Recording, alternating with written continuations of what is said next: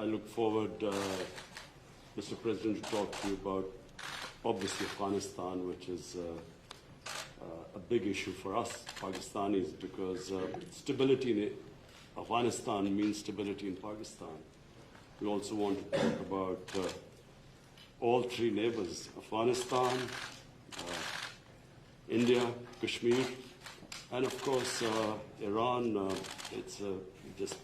We will discuss the situation there, because all three neighbors of Pakistan. And he lives in a very friendly neighborhood. I mean, as if there are not already enough challenges. Mr. President, after your last meeting with the Prime Minister, you offered to mediate between India and Pakistan over Kashmir. And since then, the situation has gotten more complicated, and India continues to deny or accept any mediation. So where does it also stand now, and don't you think It would always stand. If I can help, I would certainly do that. And it will be dependent on both of these gentlemen. One without the other doesn't work if you're going to do mediation or if you're going to do an arbitration. But certainly I would be willing to help if both Pakistan, let's say, and India wanted me to do that. I am ready, willing, and able. It's a complex issue. It's been going on for a long time. But if both wanted it, I would be ready to do it. No, but Mr. President, but the only thing is, reverting back to my question in the Oval Office on Kashmir, Yes. the thing is, you are asking both the parties to accept and agree. One is aggressor, violator of the UN resolutions, and plus non-compliance, plus merging Kashmir into its own territory. This is the kind of reporter I like. I like this reporter. How can Are you a member of this team, or are you? I'm not a member of this team. I'm an independent journalist. You're saying what you think. Let me complete my question, Mr. No, but I have to be requested. How can you make an aggressor and an That's aggressor okay. meet and the violation of the UN resolutions? Very fair question or statement. Let me put that one down as a statement if you don't mind. But you're right. You have to have two parties that want to agree, and when they come, and at some point India may come. I have a very good relationship with Prime Minister Modi. I have a very good relationship with Prime Minister Khan. And if at any time they say, we have some points that we think we can maybe iron out, I think I'd be an extremely good arbitrator. I've done it before, believe it or not, and I've never failed as an arbitrator. I've been asked to arbitrate disputes, pretty big ones, from friends, and I've done it in a good, successful fashion. If I can be of help, you know that. If I can be of help, let me know. But you'd have to have the assent also from the other side. Mr. President, Mr. Johnson has now called for a new deal, just momentarily for a new Iran deal. This is the first time he's called for that. I wonder what your reaction to it, and have you discussed that with him? Well, I think that's why he's a winner. That's why he's a man that's going to be successful in the UK, and I think that's great. You're talking about Boris, yes, right? Boris. Boris is a man who, number one, he's a friend of mine, and number two, he's very smart, very tough. And he does want a new deal, because the other deal was ready to expire. It was a very short number of years left. All that money paid and wasted. You didn't have the right to inspect the appropriate sites. You were looking at sites that would never be used to create nuclear. The sites that they would use, we weren't allowed to inspect. What kind of a deal is that? And ballistic missiles. They're allowed to test ballistic missiles and other things. But one of the biggest things is the fact that the agreement is going to expire in a very short number of years. And what kind of a deal is that? We're dealing with countries. You have to go long term. So I respect Boris a lot, and I am not at all surprised that he was the first one to come out and say that. Mr. President, this is the first time. Mr. President, this is the first time. This is the first time. This is the first time. So this is Jahzeb Ali from Airline Industry, Pakistan. So this is the first time we get honest leadership like you in America. And in past, I agree with that. This is the first time you've had so in past, in You've past, had a lot of dishonesty, and they've treated Pakistan very badly. so in past, People in my position have treated Pakistan very badly. so in past, I think okay. that I wouldn't say Pakistan has treated us too well either, but maybe there was a reason. And in fact, I think there was a reason for it. So in past, you have said that you don't trust Pakistan. So when we have honest leadership, I and trust Pakistan, but people before me didn't, but they didn't know what they were doing. So it's just one of those little problems in life. You know what I do? I trust this gentleman right here. And I do trust Pakistan. I know I have a lot of Pakistani friends living in New York. They're smart. Great negotiators, by the way, in case you had any questions. They're among the toughest negotiators in the world. So you are bringing people. And you know what? It's all going to work out. But if I can help, I'd like to help. But I don't think you've ever had a president that felt the way I do in a positive way about Pakistan. I don't think you have. I've looked back and I've seen where it was. But I also have a very good relationship with India. I have a good relationship with both. So that if they decide to use that feeling among both, I think we can help out. But this has been going on for a long time. So you're. Mr. President, yesterday on Shared the Stage with PMO, he alleged that Pakistan is the hub of terrorism. Do you endorse that or do you disagree with that? Because you said that Pakistan has made a lot of terror Well, I progress. really have been pointing much more to Iran. I mean, Iran, if you look at that's been really the state of terror. I've been saying it's the #1 state of terror in the world. And the agreement we had does not cover that. It was not doing well. It was doing very poorly. And now Iran is doing very poorly. Iran is a different place than when I took over. When I took over the United States, when I became president, Iran was a real threat to the entire Middle East and maybe beyond.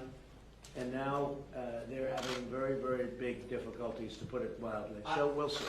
Are you happy with the progress that Pakistan has made countering terrorism, particularly eliminating terrorism? I've heard they've made great progress, and under this leader, he's a great leader. I think he wants to make great progress because there's no solution the other way. The other way is only going to lead to death and chaos and poverty. It's all it's going to lead to, and he understands it. The Prime Minister understands it. Are you concerned about the human rights situation in Kashmir? About which? Human rights situation, human rights Sure, violations. I'd like to see everything work out. I want it to be humane. I want everybody to be treated well. You have two big countries, and they're warring countries, and they've been fighting. And I mean, I heard a very aggressive statement yesterday. I don't have to say that. I was there. I didn't know I was going to hear that statement. I had said, but I was sitting there, and I heard a very aggressive statement yesterday from India, from the Prime Minister, and I will say it was very well received within the within the room. The statement itself, that was a big room. There were 59,000 people.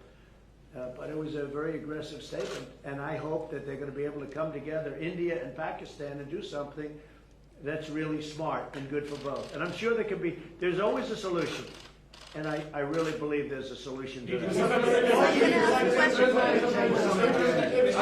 If you can have the you might find a Nobel Prize. Mr. President. You've asked one already. Go ahead. Quickly. Make 1 second statement.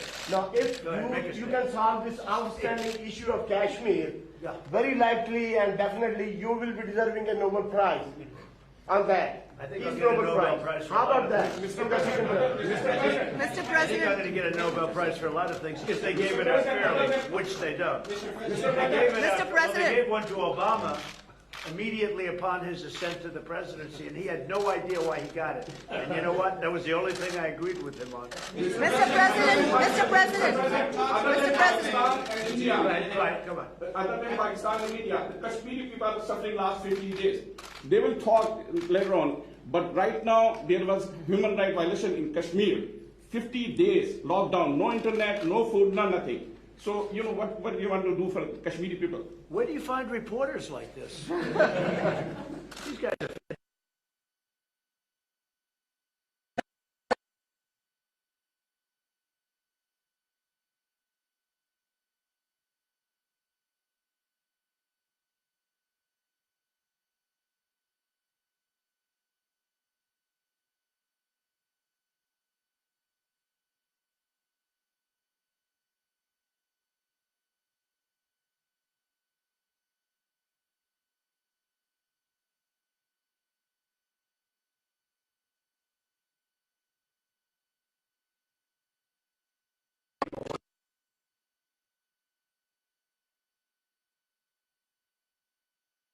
with a little strength. They thought they went in with weakness, and I canceled everything. We have hit them harder in the last 2 weeks than we've ever hit them before. When do you think the talks could resume again, sir? We'll see what happens, but I will say that the Prime Minister has been very helpful, and he wants to do something. He wants to see something happen, so that's fine. Mr. President, last time. Friends of Pakistan, Mr. Prime Minister, would you like to raise the issue of curfew, lockdown, and after atrocities in Kashmir before President of America? You know, Mr. President, I was going to raise it in private, but it needs to be said that for 50 days, 8 million people are under siege by 900,000 troops. And it's a humanitarian issue, and so I was going to say that were you supposed to meet Narendra Modi now, I would have asked you to at least lift the siege. I mean, it's a huge humanitarian crisis taking place. Okay, so we're going to be talking about that We'll in a little discuss while. that. And Mr. Prime Minister, what are your expectations from American President about the Kashmir issue? My expectations, President Trump heads the most powerful country in the world. And the most powerful country in the world has a responsibility. And you know, this, you very kindly wanted to mediate in this. And you also said that both of us, India and Pakistan, has to agree to mediation. But unfortunately, India is refusing to talk to us. So in this situation, I feel that this is the beginning of a crisis. I honestly feel that this crisis is going to get much bigger, what is happening in Kashmir. So we would like to talk about that later. But just the fact that the position of the United States, it's the most powerful country. It can affect the United Nations Security Council. It has a voice. So we look to the U.S. to put out flames in the world. Are you Are you I will disappointed? say this, look, out of my respect for your Prime Minister, I will say that many countries wanted to meet with me and us, the United States, during this very short 3-day period, and we were unable to meet with many of them. One of the countries I wanted to meet with was Pakistan and your Prime Minister, and it's an honor to be here with you. And I think you should let us start talking now, because but I do appreciate is a tremendous spirit from your press. I don't see that with us. They want to always tear our country down, and with your press, it's really, they would like to see something positive for your country. And I will tell you this, you have a great leader.